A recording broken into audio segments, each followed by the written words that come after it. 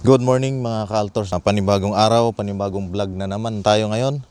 Sa nakikita nyo kayo dito sa aking likuran ay napakagandang araw na nga naman sa araw na ito. No? Dahil sa haba-haba ng panahon na tayo ay nagpuprusin dito sa area natin, ay sa wakas nakapaggala naman tayo ngayon.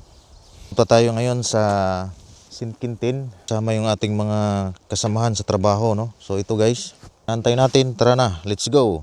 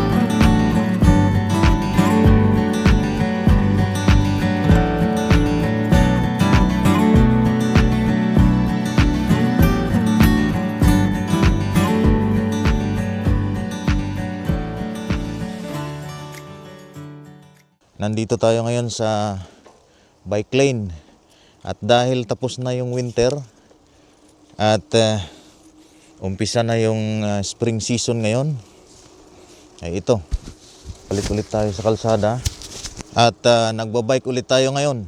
At dahil sa ganda ng panahon ngayong araw na ito ay hindi naman talaga may pagpakakaila. Kahit ganun pa man, maliwanag yung araw natin ngayon, pero hindi pa rin gaanong kainitan.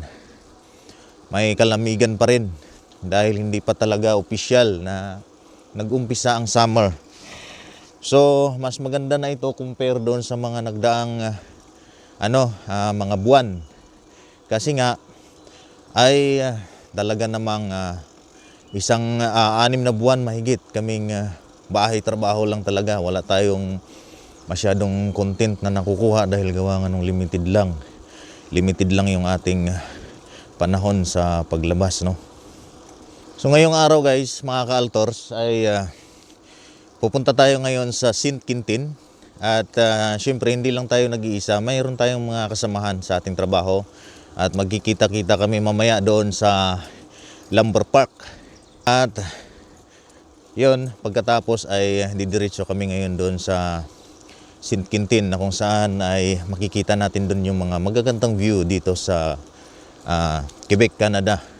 Ngayon lang kami nakalabas ulit ngayon sa hinahaba-haba ng panahon ng aming pagtatambay doon sa bahay pagkatapos ng trabaho.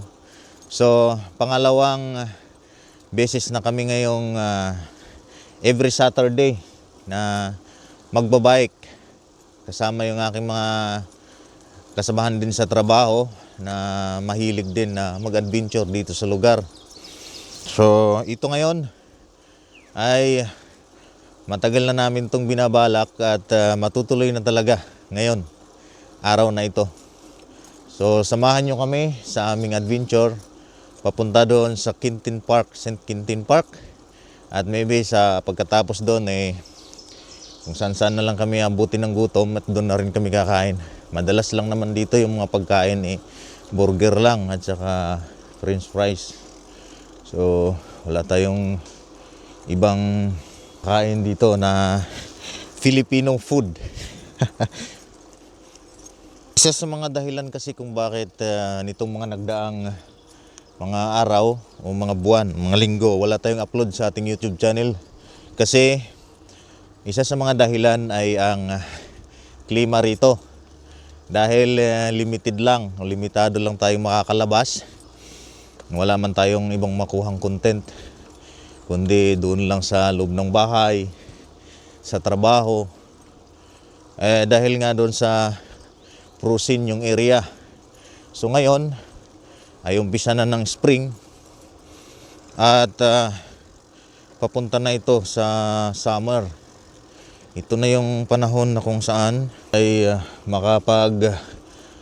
explore na tayo sa labas dito sa ating area at sa mga nearby places. Papunta naman sa, minsan makakarating tayo sa downtown, sa Centreville, sa pagbabike lang.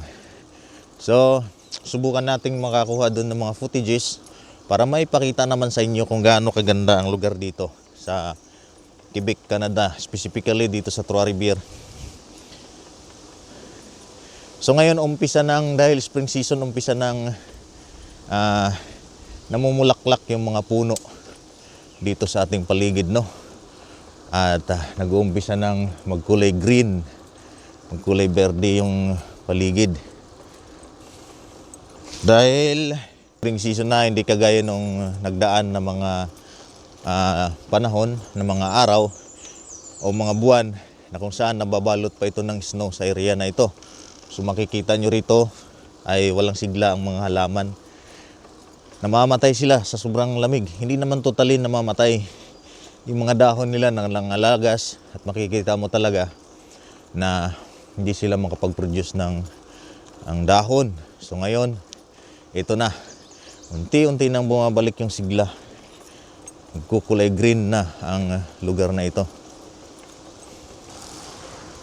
Nakikita nyo, marami na rin mga nagbabike dito. Area namin. Kaya ito lang, masarap lang damhin. Klima. Dito, napaka-bless natin dahil kahit lumagpas na tayo sa ating kontrata sa pag-stay dito sa Canada, currently implied status na tayo ngayon, which is ang ibig sabihin ay wala na tayong existing na work permit dito sa Canada dahil nga ang ating nakuhang work permit noon ay nag-duration lang ng 3 years. So luckily ay isa tayo sa gustong i-renew ng ating kumpanya. At ngayon kasalukuyan na tayong in-apply ng ating panibagong work permit. At currently na tayong naghihintay ngayon sa final decision ng government. Dahil dito kasi kahit pag gusto kang i-renew ng iyong company ay kailangan mo pa rin talagang mag-antay sa final decision ng government nila. So currently implied status tayo ngayon, which is ibig sabihin ay binigyan tayo ng extension at pagkakataon na magtrabaho ulit kahit ng working permit. Kung nag-aantay tayo sa ating panibagong issuance ng work permit ng government ay patuloy pa rin tayong binigyan ng karapatang magtrabaho dito sa kanilang lugar, which is yun nga ang tinatawag na implied status, na kung saan ang past working condition ng iyong work permit ay yun pa rin ang sinusunod habang inaantay ang panibagong work permit na manggagaling sa ating government. So lucky talaga tayo guys, dahil kataon din na crisis ngayon, hindi lang sa Pilipinas kundi sa buong mundo. So nananatili pa rin tayong mayroong source of income dito sa Canada. At very thankful tayo kay Lord na hindi niya tayo pinabayaanan. Hindi naging madali yung buhay natin dito sa Canada dahil sa umpisa pa lang ay talagang struggle na, maraming mga pagsubok. Akala siguro nila na porkit nandito na tayo sa Canada ay maganda na yung kalagayan natin. Hindi. Dahil talagang umpisa sa scratch. Magsusumikap ka talaga para mabuo mo yung mga pangarap mo dito. Hindi instant. Dumadaan din kami dito sa butas ng karayom. Lalo na dito sa aming area na kinalalagyan, which is ang Quebec. So dito talaga, dahil nga doon sa number 1 ang language barrier namin dito. So kami ang nag-a-adapt kasi kami ang pumunta rito. Hindi ko lang alam sa ibang province, basta dito napakahirap. So ilang taon na kaming nandito ay hirap pa rin ako sa kanilang salita. At patuloy pa rin kaming nakikibaka na baka sa darating na mga panahon ay atin nang ma-adapt ang kanilang salita. So patuloy lang tayo sa ating ginagawa, sa ating pag-aaral, sa kanilang salita. Everyday, punta ng school, tiyagaan, para lang talagang makamit natin yung ating minimithing tagumpay dito sa Canada. At sa tulong din naman ni Lord, ay hindi naman din tayo pababayaan. Pangalawa na struggle namin dito ay ang klima. Dito, hindi basta-basta ang klima nila rito. 6 months kang mahigit pa na magtitiis sa lamig. Hindi lang bastang lamig, talagang frozen. Dati pinangarap ko na makapagtrabaho sa aircon na lugar. At yun, mabait talaga si Lord. Binigay sa akin, sobra-sobra pa. Sobra sa lamig, sobra sa aircon. No? Biruin mo. 4 yung season nila rito. Pero makaramdam ka lang ng init talaga na umaabot lang sa 30 degrees Celsius ang mainit siguro, I think. Within siguro nasa 2 to 3 months lang na init. The rest nun, lamig na. Yun. Pangalawa. Tapos pangatlo, siyempre yung cultural reason nila dito. Makikisama ka, makihalubilo ka sa mga lokal na nagtatrabaho din. Same sa'yo. No? So yun ang mga struggle namin dito, kaya hindi rin nagiging madali ang buhay namin dito sa Canada. Pagiging malayo mo sa pamilya, napakahirap ng kalaban ng homesick, ang stress, so lahat na. Pero gayon pa man, dahil sa pangarap at maasa pa rin tayo na matutupad, tiyaga tayo hanggang ngayon.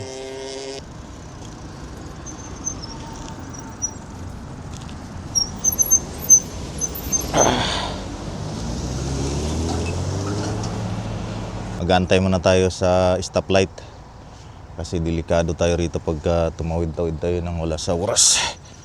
Yung sasakyan dito dahil nasa boulevard. Tuloy yung ating biyahe. Nasa kalagitnaan na tayo dito ngayon sa Boulevard de Forges. Tapos diretso na tayo, malayo pa tayo sa ating destinasyon sa St. Quintin. Pero tiyaga-tiyaga lang talaga. Maganda rin kasi naman ng panahon ngayon. Hindi ganong kalamigan, no? Ngayon, sa totoo lang, hindi natin alam kung ano yung magiging final decision ng government. So, sa ngayon, hindi pa rin tayo panatag dahil marami na po sa ating mga kababayan na nandito na at dala na yung kanilang mga pamilya. At nabigla na lang sa desisyon ng government na hindi na sila binigyan ng kanilang working permit.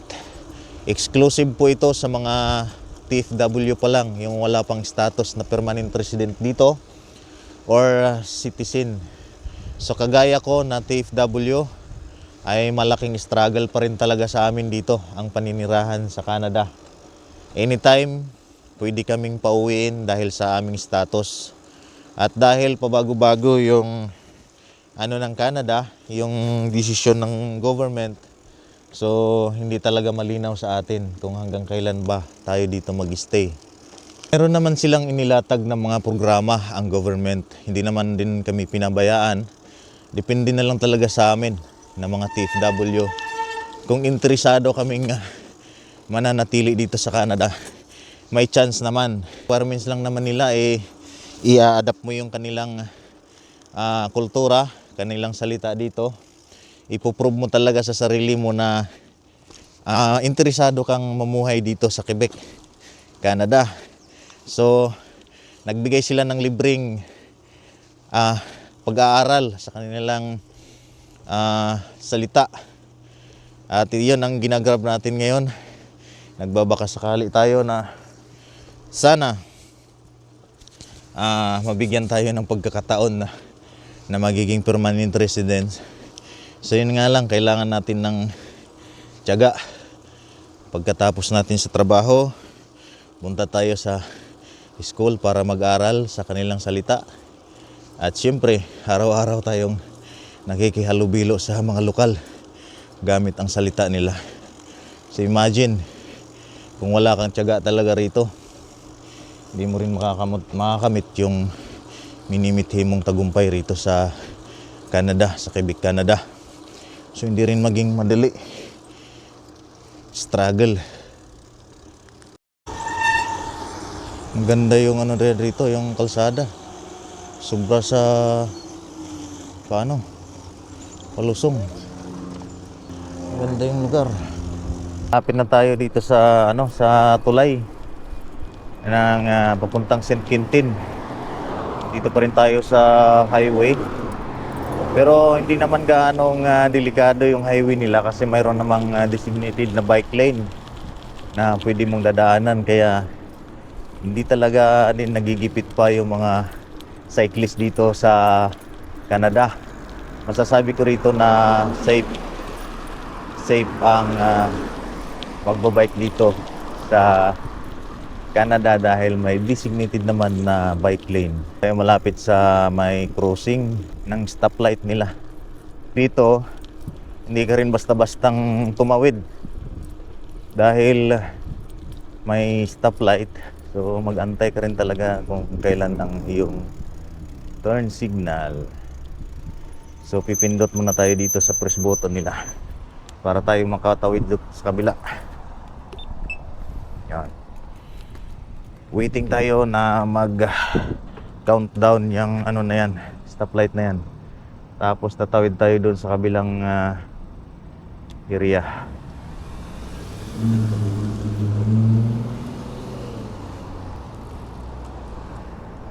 Dito kahit wala nang sasakyan, kailangan mo pa rin talagang mag-antay sa inyong countdown kasi mahirap na.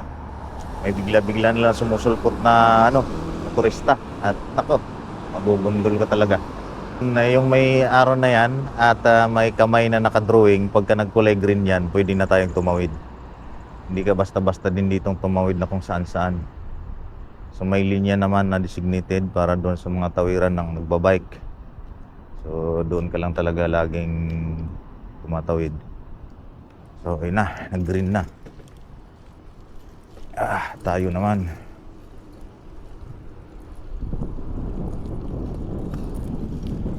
Dito tayo pupunta. Okay. Yun, nakatawid na rin tayo. At papunta na tayo dito sa tulay na kung saan napakagandang puntahan. Yun. Pumasok na rin tayo dito, guys. So, kita nyo naman ang ganda ng view talaga rito. Dito, hindi mo na tayo pwedeng huminto. Nakakalula yung haba at taas ng tulay, guys. So, sa baba natin tubig. Hindi tayo buti pwedeng huminto dito kasi single lane lang. May designated na bay para sa hintuan. So, doon tayo ihinto. Dito tayo ihinto. Picture taking muna tayo dito. Yan sus literal talaga, guys, na napaka yung tulay, napakataas. That Para talaga akong nalulula pag tumingin sa baba. Oh, buti na lang may brandilya. Yan o, napakagandang tanawin sa ano na yan o. Napakagandang tanawin sa baba. Lawak ng tulay na yan. So sa baba, yan makikita nyo dito sa baba o. Yan. Baba. Lalim.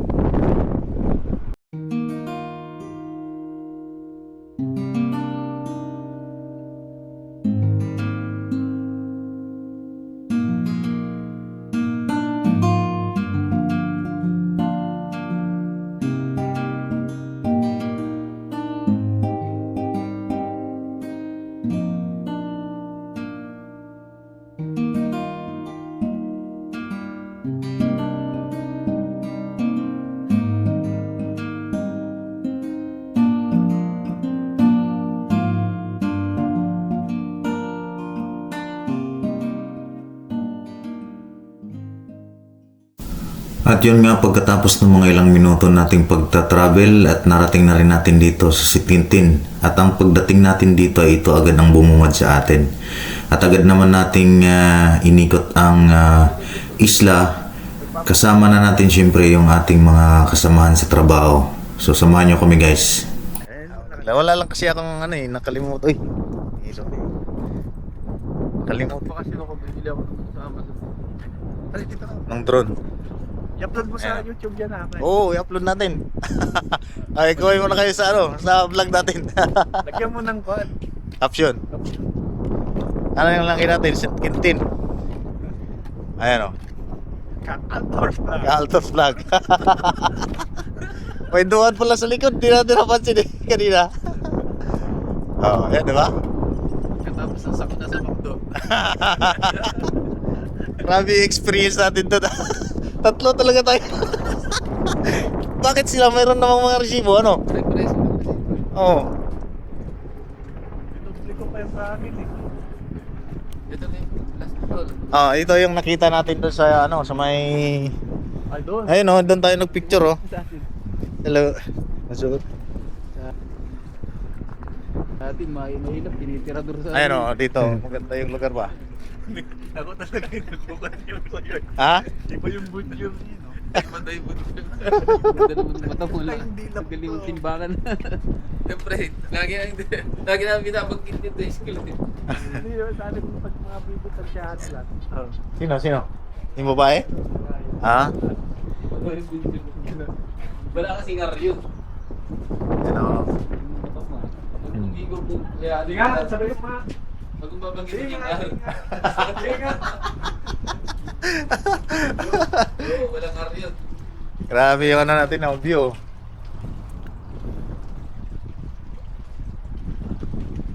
Maganda. Saan matulog dito? May nagja-jogging pa. Saan matulog dito? Doon sa atin to, maraming tambay dito. Tanghali.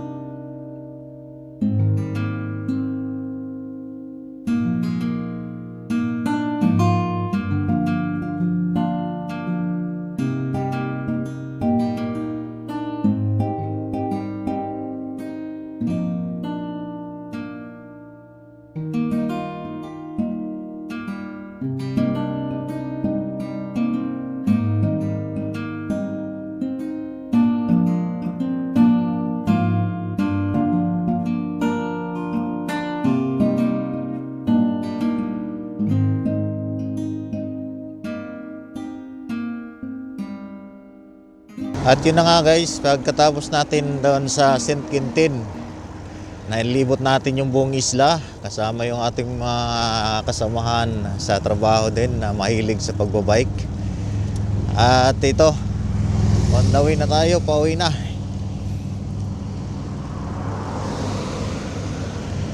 Mahaba-haba kasi yung ating bakasyon na yung weekend.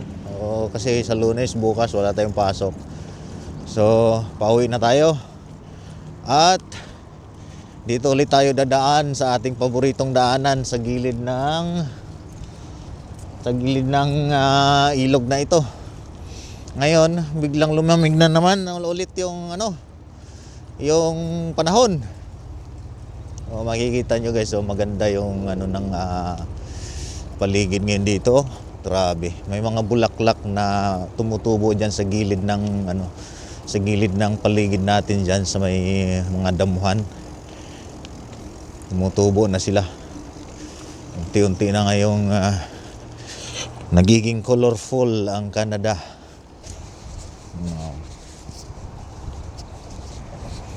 Medyo humangin ngayon at lumamig.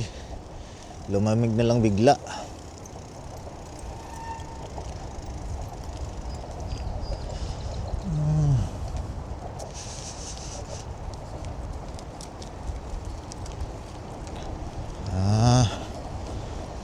Mahangin ngayon, lumamig. Malakas yung current. Delikado sa soon, mahiligan nating mamingwit. Pwede tayong mamingwit dyan sa gilid ng sa gilid ng ilog na yan.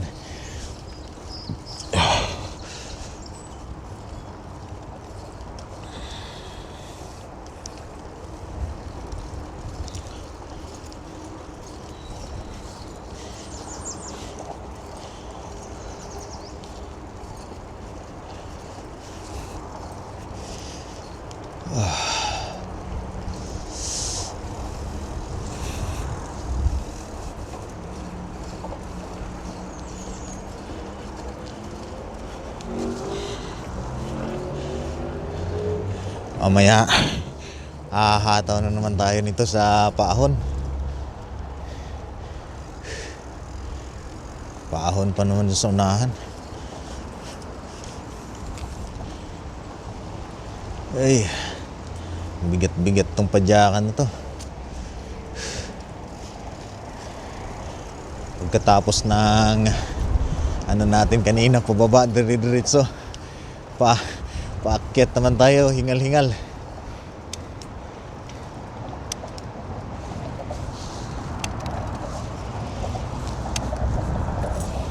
Yon, lagay natin sa pinaka magaang na parte.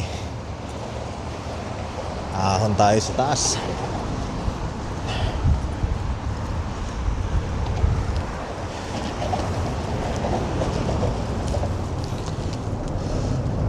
Mahaba-haba tong ahonan guys.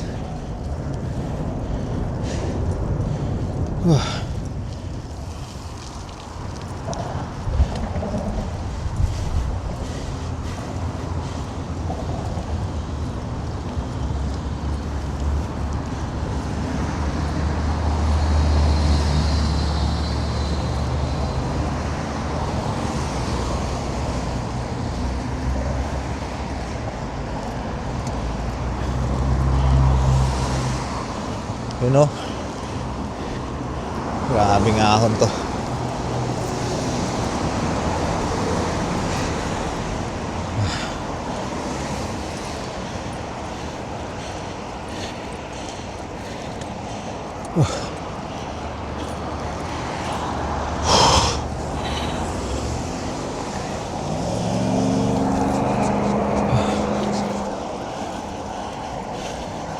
Medyo pag wala kang practice dito talaga pag umakyat, nakakahingal. Kasi nga matirik yung ahon. Hindi ko alam kung makikita sa camera. Basta sa personal, grabe ang tirik ng paahon.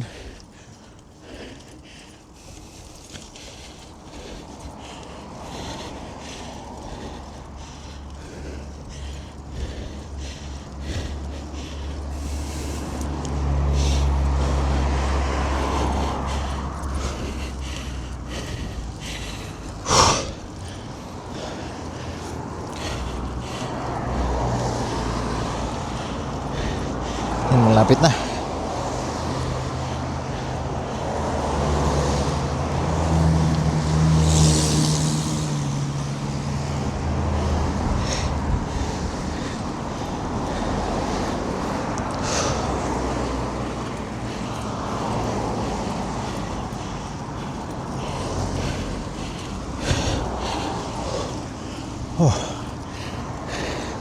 Hindi talagang exercise.